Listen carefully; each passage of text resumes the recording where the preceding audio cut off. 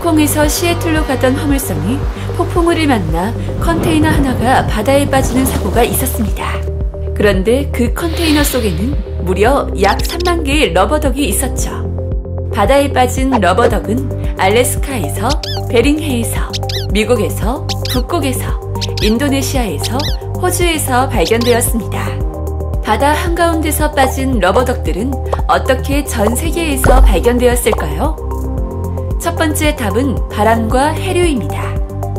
우리가 살고 있는 지구의 대기 안에는 눈에 보이지는 않지만 언제나 큰 바람이 불고 있는데요.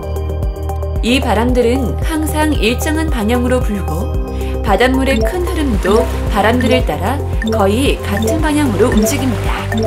이러한 흐름을 우리는 해류라 부릅니다.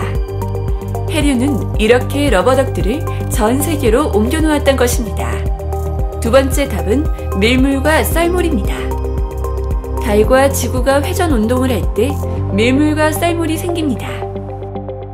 달 쪽을 향한 바닷물은 달이 끌어당기는 힘에 의해 밀물이 되며 그 외의 부분은 물이 빠져나가 수심이 얕아지는 썰물이 됩니다.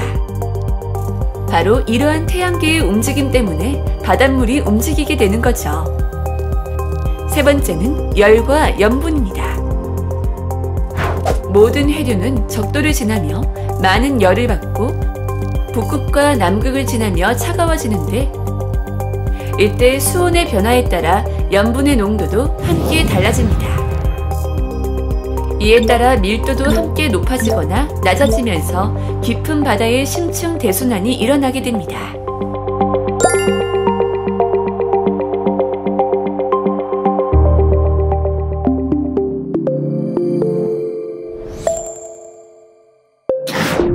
땅에는 우리 인류와 수많은 생물이 살고 있습니다.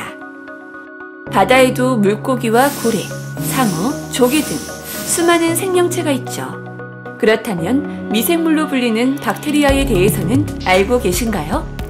박테리아는 우리 눈에 보이지 않지만 수백만 년에 걸쳐 지구의 대기를 산소로 채우며 지구의 생태계를 유지해온 엔진이라고 할 수 있습니다. 전 세계의 모든 박테리아 무게를 합하면 대략 10억 톤이라고 하는데 이는 지구상에 있는 모든 식물의 무게와도 같다고 하네요. 바닷물 1리터나 1g의 바다 진흙에 10억 개 이상의 미생물들이 살고 있다고 하니 눈에 보이는 게 다가 아니란 생각이 드시죠? 또 한 가지 놀랄만한 사실을 알려드릴게요. 지구상에서 가장 거대한 생물학적 구조물인 산호초를 볼까요? 바다에서 산호초가 차지하는 면적은 1%도 되지 않지만 해양 생물의 무려 4분의 1이 산호초에서 살고 있다고 합니다. 그렇다면 이렇게 다양하고 수많은 생명체는 바다에서 어떻게 살아가는 걸까요? 비밀은 바로 산소에 있습니다. 식물성 플라크톤, 해조류, 산호초 등이 있는 바다에서 지구 산소의 70%에서 80%를 만들어내죠. 그런데 생명체가 살아가기 위해선 산소뿐 아니라 에너지도 필요하겠죠?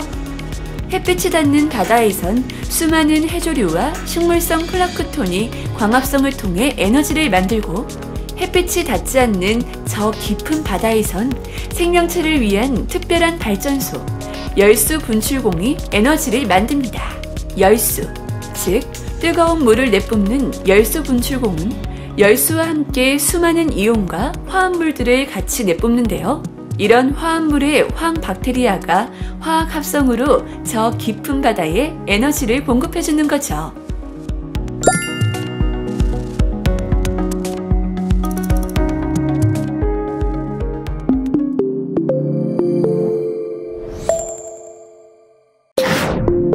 바다에는 지구의 과거를 알 수 있는 수많은 화석과 변화의 흔적이 있습니다.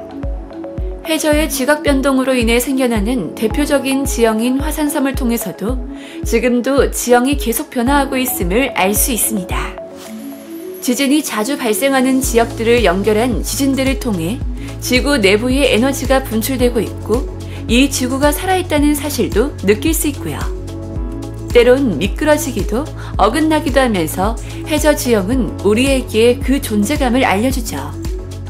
우리 인류는 지구와 생명체의 신비와 비밀을 풀기 위해 다양한 방식으로 무던히도 노력해 왔는데요.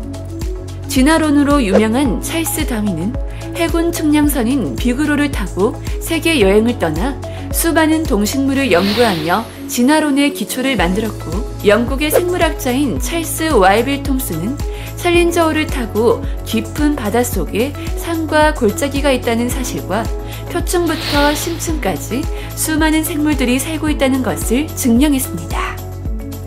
지금도 인류는 바다에 대한 연구와 도전을 멈추지 않고 있습니다.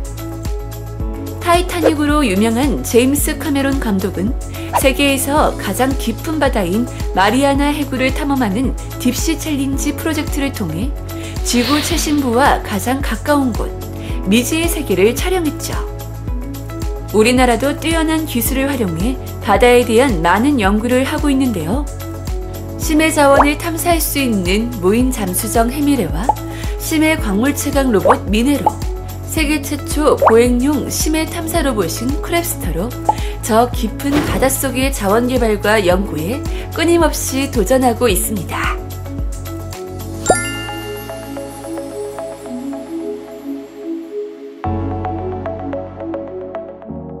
나이를 짐작할 수 없을 만큼 긴 시간을 살아온 바다. 그 바다를 향한 인류의 끊임없는 연구와 도전.